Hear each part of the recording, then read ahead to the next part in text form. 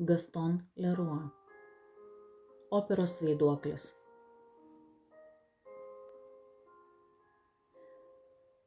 Operos vaiduoklio tikrai būta. Tai ne artistų fantazijos kūrinys ar direktorių prietarai, kaip kai kas buvo įsitikinęs. Tai nebuvo ir absurdiškas baleto mokyklos jaunųjų panelių ir jų motinų, ložio prižiūrėtojų, aprengėjų ar durininkų įaudrintos vaizduotės vaisius. Taip, jis buvo tikras, iš kūno ir kraujo, nors atrodė labiau šmėkla, ką ten, vaiduokliškas šešėlis.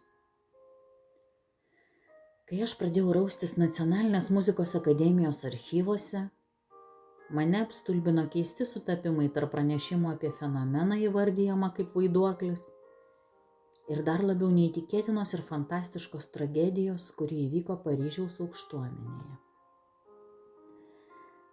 Neilgai trukus sumečiau, kad šie du paslaptingi įvykiai gali būti itin glaudžiai susiję.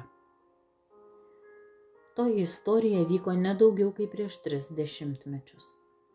Ir dar šiomis dienomis nėra sunku rasti jos liudininkų. Šios meno šventovės foje galima sutikti didžiai gerbiamų senukų, kurie pamena įvykius taip gerai, tarsi tai būtų nutikę tik vakar. Paslaptingas ir tragiškas Kristinos Daje pagrobimas, prapuolęs jaunasis vikontas de Changy ir jo vyresniojo brolio, grafo Filipo kūnas, kurį rado prie ežero tyvuliuojančio operos požemiuose netoli Skribo gatvės.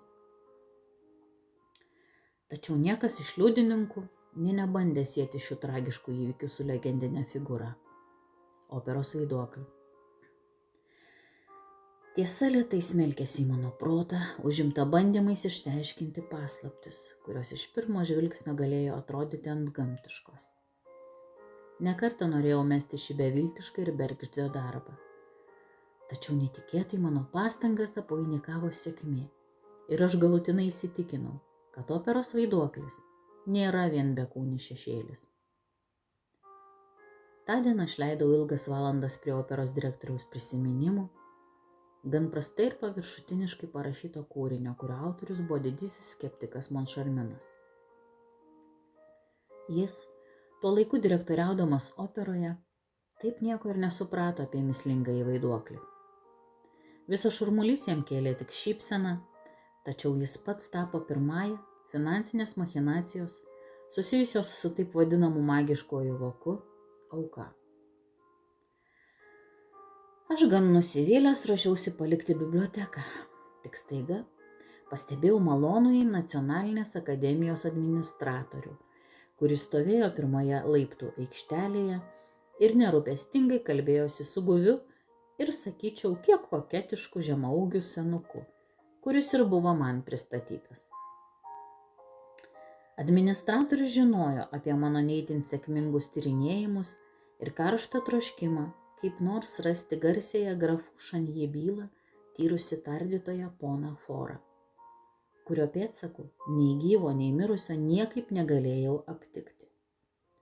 Ir štai ponas Foras stovėjo priešais mane.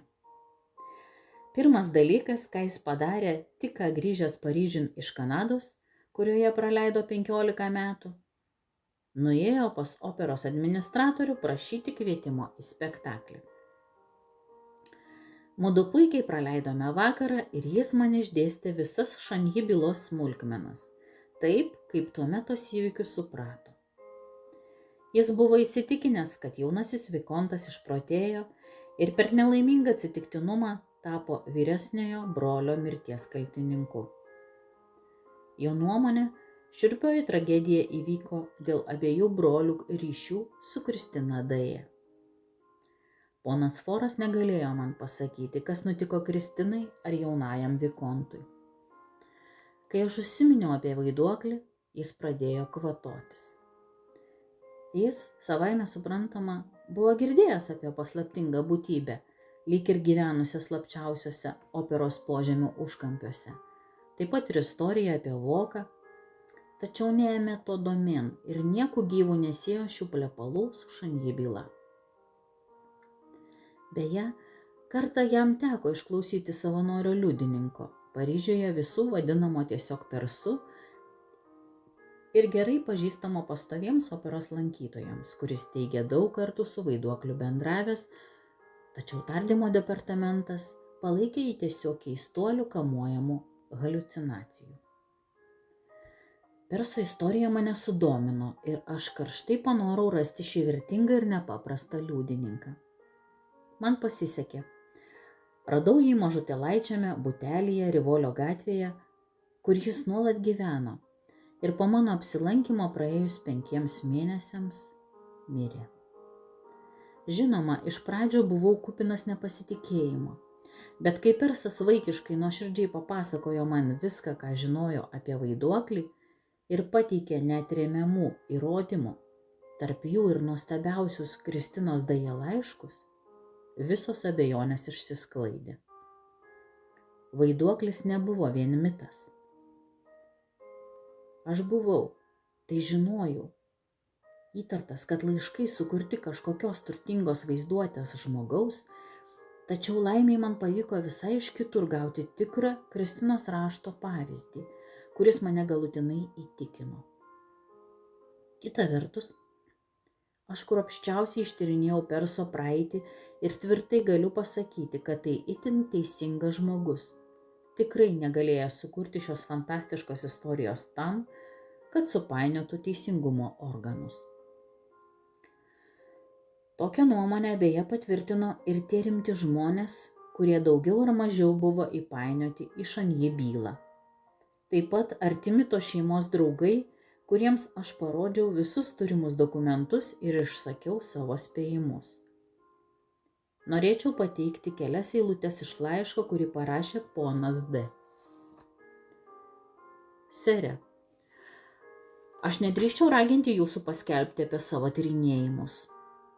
Puikiai pamenu, kaip kelios savaitės prieš dingstant nuostabiai dainininkai Kristinai Daje ir nutinkant tragedijai, dėl kurios gedėjo visas Saint Germaino priemiestis, operos foje virė nuo šnekų apie Vaiduoklį ir tos kalbos nutiko tik po jus taip jaudinančių įvykių. Jei tik yra galimybė, o to aš įsitikinau po pokalbio su jumis, išsiaiškinti šią tragediją kitaip. Meldžiu jūsų papasakoti mums apie Vaiduoklį. Jūsų vaiduokliška versija daug logiškiau pateikia įvykius negu tamsi ir niūri istorija, kurią pasakoja blogos valios žmonės apie neva nužudžiusius vienas kitą du brolius, kurie iš tikrųjų visą savo gyvenimą vienas kitą tiesiog garbino. Tuo jūs užtikrinu.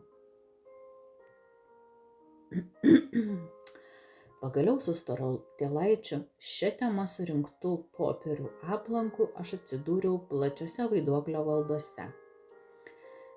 Milžiniškame pastate, kurį jis laikė savo karalystę. Visa, ką matė akis, visa, ką suvokė protas, buvo patvirtinta Perso pasakojimu. Ir galiausiai dar vienas nuostabus radinys apvainikavo mano ieškojimus. Operos požemiuose, užkasinėjant fonografinius įrašus su operos artistų balsais, darbininkai rado lavoną.